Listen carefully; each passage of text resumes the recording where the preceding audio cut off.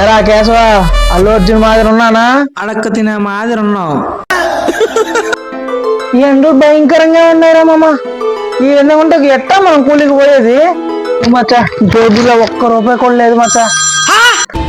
మచ్చా శెకావత్ sir phone చేస్తున్నాడు మచ్చా.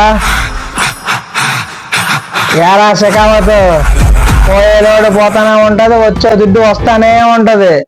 నీకు ఆడ ₹1 ఉండదు. నీకు ఆడుందా? నీ దగ్గర ఉందా? దేనికి వాడికి వార్నింగ్ ఇచ్చేది? సరే మాట్లాడేదా పార్టీ లేదా పుష్ప? నాకే లేదు, నీకు ఇచ్చేది పార్టీ? అసలే ఈ ఎండలకి చెట్లు ఎండిపోతుంటాయి.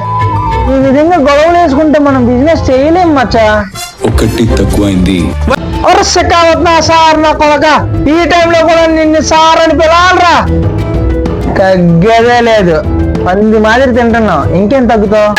ఏంటి బ్రో అంత మాట అన్నావు నువ్వు? నన్ను కూడ ఉంచుకొని తింటున్నావు.